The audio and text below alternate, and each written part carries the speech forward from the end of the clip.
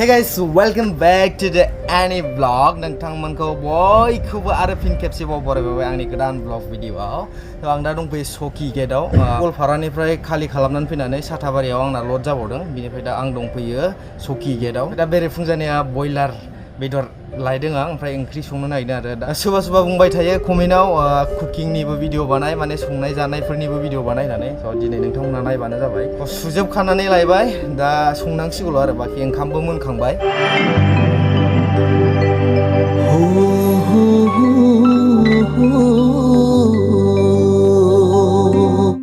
आलु सामब्राम बानलु गासिबो रेडि जोबखासै हाइजेंबो ओमफ्राय सामब्राम गुफुरबो होबाय माने देनो थौसि गैया नालाय हाफ्लेनानै होफाखाबाय आरो खेबसेनो ओमफ्राय नैबे बेदरखौ सुबाय नै ओमफ्राय दा बाहायनो संसै ओंखामा मोनबाय मोननानै नैबे दोनहरबाय आं नै दा खालिबो जासिगोन आनलडिं गारिया गंसेल' दे बेल' रावनिबो आनलडिं गारि गैया ओमफ्राय दा नाटक खालामो ना मालाय कम्पानिया माने 2टा 3टा 4टासोआवसो आनलड खालामगोन बायदि मोनखाबाय आं नै बेनो कम्पानियानो सिङाव थ' बाहाय एसे फ्रि आरोना भिडिअ सिडिअ बानायनो मोनो जेबो नङा बाहाय बिन्दास दा ओंखायनो बिन्दासखायनो नै बिदि लेथ्रा आरो लोंनानै मानानै मानसिफोरा ना बावनो गारजोबो स्टेन्डबो गैया केमेरा दोननो दा जारला जालायबाय नै दिनै दा मैया लड जानायावबो सानसे जाबाय ओमफ्राय दा आनलडिंआवबो दिनै सानसे जाबावसिगोन दा 500 थाखा खराखिजों साननै जासिगोन आरो आं दासो बेरेफुंजानि 600 थाखानि खरसा खालामनानै लायबाय माइरङा 40 थाखा केजि दे गुवाहाटियाव 40नि खमाव गैया 40नि गोजौआव गोजा 40 थाखानि बेबो मोजां मोनबावा माइरंखौ एकदम माबा एम्फौ गोनां बायदिसिना बेफोरबायदिसो मोनो आरो माखासे साबोन बायदिसिना हेनटेन आरो थाव 80 थाखा थावनि दामाथ' बारायबाय नोंथांमोना मिथिखागौ दा थाव होबाय नै थाव गरम जानायनि उनाव बानलु होनोसै बानलु सामब्रामनो संनायाव बारा एक्सपार्ट नङा दे आं कुकिंआवहाय बेखायनो आं संनाय मानायफोरखौ भिडिअ बानाया बांद्राय रोङा आरोना ओमफ्राय बेखायनो मा देखायनो नङो जोंना सामब्राम बानलु ओमफ्राय हाइजेंबो हाफ्लेनानै होखाबाय सामब्राम गुफुरबो दा बे हाइजें आरो सामब्राम गुफुरखौ देनानैसो होनांगौमोन गेजेराव दा सौसि गैयाना बिनि थाखाय होफानांखागौ जाबाय खेबसेनो एसे खामस्रेम होनानै बेदरखौ होनोसै दा बेदरखौ होसननानै संख्रि होनानै ओमफ्राय दसे खोबहाबनानै दोनसै ओमफ्राय आरो एरफिननानै हालदै होनानै आरो खोबहाबफिनबावनोसै ना मेदामाथ' बेबायदिनो फोरोंहरो संनाय मानायफोरखौ रोङा नालाय संख्रि होबाय नै आंना संख्रिया बारा जायो दै नोंथांमोना भिडिअ नायबाय थायोबा मिथिखागौ दा दसे खोबहाबनोसै बिनि उनाव हालदै होनानै आरो खोबहाबफिनबावनोसै दा हालदै होबाय हालदै होखांनायनि उनाव खोबहाबफिनसै अ माय गड आलुखौ होनो बावबायना होनोसै दे जेखियानो जादोला दा खोबहाबनानै दोनसै दसे खोबहाबनानै एरनोसै ओमफ्राय दा नै कालारा नांहांबाय एरनानै हालदैया बिराद बोरैबा मोनामोलै बियो माने सालानि ना ओमफ्राय बुरजाबो होजाया ओमफ्राय नांबो नागिरा खम होबाबो बुरजा होबाथाय बिराद गाज्रि मोनामो बोरैबानो दा दै लानानै फैनो बाहाय बिन्दास आरो दै सै जि बायदिसिना सुनोबो माने एकदम मोजां बाहाय फैबाथाय एकदम बिन्दास मोनो बेनो आरोना मोनसे बिन्दास जायगायावहाय लेथ्रा जायो बे आरो नै एसे लेथ्रा खालामो मानसिफोरा दैया नै बावनो दङ दा बावनो पार्किंनि जि सुनोबा मानोबा एकदम बेनिफ्राय मोजां आरो दा दै होनो जाबाय नै दै होनांसिगोन खामथाबहांबाय एसे बास एसे ग्रेभि नांगौना आंनो गरम मस्लाल' दं नै न'निफ्राय लाबोनायसो बेबो दा संजानानै जानानै लोंनानै बेफोरबायदि सोखानानै दोनोबा मोजां आरोना लेथ्रा जाना बावनो जौफोरबो लोंनानै गारलाबायो बथलफोरखौ बिराद असाइस नुयो सानसे मालाबा स्ट्रिक जासिगोन बेबो बिदिनि थाखायनो हराव बावनो उन्दुदों नै दाबो जेबो फोसाबाखै बुरला जारलायैनो दंजोबो दा नैबेखौ आं हराव बानायबाय थानानै एकदम हर थौदों बानायबाय नैबे बायना होबाय नै थारला बैनि मिररा ओरै गाहायाव नायग्राया एसे उसुबिदा बेखौ एकदम नांथारगौ माने ओरै गाहायजों लगायना होयोना गारि फिसाफ्रा नोंथांमोननोथ' आं बार खिथाबाय थाखायो नुहुरनो नागिरा आरो बैयाव गारि फिसा थाफैनायखौ बाइक बा गारि फिसा ओरै थाना होफैयो बेनि थाखायनो बेखौ नांगौ जायो माने इम्परटेन्ट दा बायबाय माबा मोनसे बेब'स्था खालामनांसिगोन र' गोदानफोर बिनांसिगोन ओरैजाय नै मोनसे मोनबायमोन बेखौ मोनलायबाय आरो ओरैजायना बायबाय माने फारनैजोंबो जाजोब्बायमोन आरो आं चिकेन मस्ला दोनबावदोंमोन अबावबा नागिरबाबो मोनाखिसै बाहाय थानांगौमोन संख्रि दङ हालदै मा दंबावोथाय थागोन चिकेन मस्लाया थानांगौ आं पेकेट मोननै लानानै फैदोंमोन ना मिर्चि पाउडारसो नैबे बाल्थिङाव दै लानानै दोनफैखानि जेराव मेराव संजानो हायो आरो बाहाय दै थायोबा आंना लोंग्राफ्राथ' नै बिदि थाजोबखायो माने दैया एकदम इम्परटेन्ट आरो थाजोबखायो होननानै बिदि सोनानै मानसिफ्रा बुङो आरो ना मा एफा दै लालाबाय थायोब्रा नोंलाय होनो आंना मोनसेबो बथल खालि थाया दै थाजोबो आंना दै आजावनो सानसुनबाथाय आजावखायो कम्पानिफोराव थायोना बे फिल्टारनि दै बेनो आरो फिल्टार खालामखानाय माने गुसु ओमफ्राय दाथ' अबेबा गुसु जानो गुदुंसो जाबाय दा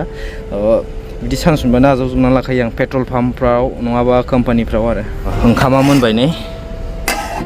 दा ओंख्रि मोनबाथाय जाबाय आरो सिट कभारखौबो सोफिनाखै आं दाखालि गवालपारायाव थांबा अखा सिनाया बेजों अखा सेरदोंमोन ना नै माबायदि जाजोबखो अखा सेरै सेरै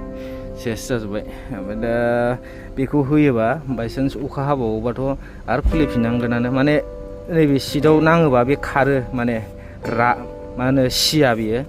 स्ट्रि गोरानजों फुगारबानो खारफिनो बे जाहैबाय कभारा जि जाहैबायना राननो टाइम नांगौ अ माय गड भिडिअ खालाम ब्रास खालामनोबो बावगारलायलांबाय आं दासिमबो ब्रास खालामाखै स' खरसाल' खालामनो लुबैदोंमोन ब्रास खालामनि र' ब्रास खालामनोसै होमबा ब्रास खालामखांबाथाय ओंख्रिया मोनहैसिगोन बे टाइमावनो बिदि जाबाय नै कालारा दा हालदैया माने मोजां नङालै जोंनि हरै लकेल हालदै बायदि जाया बेनि हालदैफोरा जोंना फाइनालि नै जाहांहां जाबाय संख्रि साखिनांसिगौल' बाबानो जाबाय संख्रिया नायनायावथ' गोथाव जागोन बायदि नुबाय नोंथांमोनहा माबायदि नुदोंथाय केमेरायाबो मा होनो लेन्सआ बांद्राय मोजां नुला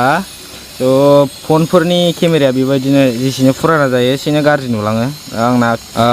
केमेराया न'आवसो गारबोदों दा मबाइलजोंसो भिडिअ खालामगासिनो आं मबाइला एसे बोरायबाथाय माने लेन्सआ हारसिंनो डाउन जालाङो गाज्रि जालाङो बेबायदि मानसिफ्रा गोबाङानो सोङो मा फनजों भिडिअ खालामो होननानै बे S24 दे सेमसुं S24 बरिया जाबाय ओंख्रिया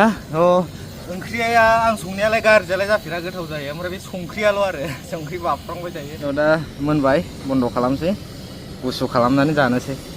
टाइमा फुंनि 10:25 जाबाय खेबसे जागारसै दायो 2:00 खेबसे जाबावनोसै खेबनै दासो ब्रेकफास्ट जाबाय बेयो दे बेनो ब्रेकफास्ट बेनो लान्चबो जागोन आंनिया दायनि थाखाय दोननोसै दाना नायनि र' ओंखामजों माबायदि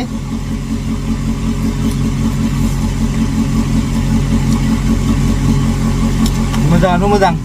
संख्रिबो हाबाखसै दिनै दा ओंखाम जाखांबाय ओमफ्राय ओंखाम जाखांनानै माबा मोनसे नाटक जालायबाय बाहाय माने सालानखौ हरफिनजोब्बाय बाव खालि जालालायनो दा बिसिनि नाटकआ बेबायदियानो ओरैनिफ्राय ओरै दा बैनिफ्रायबा आरो अबाव थिनहरबावो आधा बेबायदि दा बाहाय खालि जाला जाहैदों कम्पानियाव थिनहरदों पसरिया होननाय मोनसे जायगा बे पसरियाव दं आरो बेनि मेन कम्पानिया इमामि दा ओंखारनोसै दा हरैनिफ्रायबा अबाव थिनहरोलाय हरैनिफ्रायथ' आरो मोनसे दंबावो आमिनगावनिफ्राय दंबावो मोनसे बबाइपुराव मोनसे दंबावो दा बिसोर मोनथाम कम्पानियावनो ओरै फिदिंबाय थायो आरो कम्पानिया 11:08 जाखाबाय नै टाइमा 11:08 माने साननै आरो थिप मोनसेयाव साननै बेनि थाखायनो उसुबिदा मोनबाय दा ओंखारबाय बिनिफ्राय 3 किल'मिटार देखायदों नै गुगोल मेपआ बिराद जारलालै बिदि लकेल ट्रेन्सपर्टआव गारि सालायनानै जानांगौआ माने दा मा लाब जाखो आरोना बे दरमाल' जाहैयो बे खराखियाथ' जानायावनो थांजोबखायो लड खालामनायाव सानसे खालि खालामनायाव सानसे बिदिबा आरो दिनैबा खालि जाजोबा बिनिफ्राय आरो माबायावबो थांनांगौ आमिनगावआवबो 52 कार्टन दङ बाव माखासे खालि जानानै 52 कार्टनखौ आरो आमिनगावआव लांबावनांगौ आरो आमिनगावआवथ' आरो बयनिफ्रायबो लेथ्रासिन माने बिराद लेभेल जि लासै मावो खामानिफोरखौ लेखा खालियाथ' दसेनो जायो लेखा बानायनायावनो माबा 1.5 घन्टा 2 घन्टा लायो बेफोरबायदि आरो अबाव साइन होनांगौ अबाव थांनांगौ बाब्रे बिराद झामेला बिराद बिथोरावसो माथो ओरैनो पसरियानि इमामिया आरो 1 किल'मिटार दंबावोसो गोदान माबा बानायगोदान नुयो जायगाफोरखौ नै फाइनालि मोनफैबाय नै बेनो बिराद दिगदार दोनबाय आं गारिखौ नै ओरै जायगा गैया दा कम्पानिफोरा बेफोरखौ मा बुजिनो आरोना एन्ट्रि खालामनोसै मा बुङोलाय नैबाव जायगा खालि मोनबाय नैबाव लाबोनांसिगोन गारिखौ नै माबायदि खस्थ'आव दोनदों आं गारिखौ एकदम टार्निंआव सोरबा फैबाथाय रायजाबाय आरो बैजों लामा दंना एन्ट्रिखौलाय खालामबायमोन दा माला लेंहरो मबाइल नाम्बार होजोबखाबाय गस्ला गानब्रबलायनांबाय नै माने हाबनो होआ जानला मोनला आरो हाफ पेन्टबो गाननानै हाबनो होआ कलार गोनां गस्ला थाथारनांगौ आरो नङाबा हाबनो होआ बेयाव आगोलाव लगायनि गारिखौ मोजां सायावनो मोनबाय नै लागायबाय दा बेनो देरसिन इमामि गुवाहाटीनि इमामि कम्पानिनि गेजेराव एकदम हेडक्वार्टार जाहैबाय देरसिनथार मोनथाम दङ दा माबाया इमामिया ओमफ्राय माखासे गडाउन दंलाबायो फिसा फिसौ अबेबानो दा बे गडाउनावनो बेनिफ्राय बाहाय बिदि ट्रान्सफार खालामबाय थायो गडाउनाव बाव जायगा गैया बेयाव थां बाव जायगा गैया बैयाव थां बेफोरबायदि बुंबाय थायो दा बिदि ओरै थांलाय ओरै फैलाय फैलायावनो जोंना दिना थाङो दा मा बुंनो आरो दा गोसोबायदि खामानि मावो मेनेजारफ्रा फाइनालि सिङाव एन्ट्रि जाबाय नै 1.5 घन्टा लाबाय एन्ट्रि खालामनो 1.5 घन्टा मोनसे लेरख'जोबो नै 6-7थासो बिल हरदों मा खालामोथाय मारै बिदि बिल हरो आरो नैबे आलदा बे आमिनगावआव थांगोन जाहैदों 53 थाखा टन जामेला दिनै खालि जाखानाय नंला इयो बाव खालि जानोसै ओमफ्राय बे आमिनगावआवथ' हास्लाबहैनाय नंला जालायबायना नै लोगोफोर नाटकआ दा बै गडाउननिफ्राय नैबाव थिनहरलायबाय नै 2 नाम्बाराव बै 1 नाम्बार बेयाव थिनहरलायबाय दा बाहायनिफ्राय अबाव थिनहरो दा बायहेरायावथ' भिडिअ बानायनो होआ गारि सिङाव बानायगासिनो आरो ओंखाम जानोसै टाइमा नै 2:48 जाबाय फुंनि 9टायाव हाबनाय गारिया 2:48 बिजों बोरै सोलिनो हागोन देलाय नायनोसै बे मासाथ' दिनै माबा थांबाय दिनै 6 थारिख दे 6 आगस्ट 6 थारिख हाबबाय बे मासखौ फुरा एकदम सलायनानै नायबावनि थांनाय मासाव एसे एनै सुथिबो दंमोन आंना न'आव थांनाय मानाय थ' बिनि थाखायनो पेमेन्टआ एसे 13-14,000 बेफोरबायदि बासायदों आरो खरसा दाननानै दानि सोलिबाय थानाय आगस्ट मासखौ सलायनानै नायनोसै बेसेबां फैयो बेसेबां खामायनो हायो जुदि मिलायनाय बायदि मोनथाराबा बे मासाव एकदम फाइनाल ओंखारनाय जासिगोन आरो फाइनालि लोगोफोर 2 घन्टा नेनायनि उनावसो नै दरजा खेंफैबाय लेबारफोर फैबाय दासो आरोबाव खालि जाजोबबावानो बे माला बाहाय 40टा खालि जागोन ना बेनिफ्राय माखासे बैयाव थांगोन नैबे ससेनिफ्राय पेयार एन्ड हेन्डसाम जालायबाय नै ओमफ्राय आरो बै दस्रा मालाय आरो बै आयुर्वेदिक फार्स्टनिया बै एकदम फार्स्टनियानो आमिनगावआव थांगोन आरो नैबे गेजेरनियाबो आरो अबे मोनसे पइन्टआव थाङोलाय नैबेथ' दा नैबाव खालि जासिगोन नै थ' गाइस आं बे इमामिनिफ्राय ओंखारबाय दा टाइमा जाबाय 5:54 सयथायानो जानोसै गाबोन आमिनगावआव थालांबावनांगौ दा 53 बक्स दंबावो गारियाव बिनि सालानानै 53 बक्सनिया दा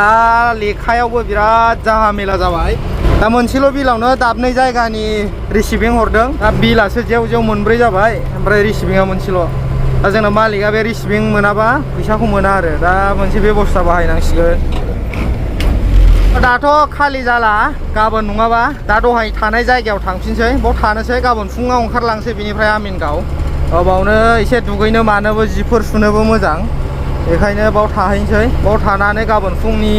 6-7टाफ्राव ओंखारलांसै बांद्राय सानजौबाबो माने जाम जायो लामाया फाइनालि गुदामाव मोनफैबाय दहायनि जायगायाव मोनाखिसै दहाय थानाय जायगायाव बे दस्रा गारि दं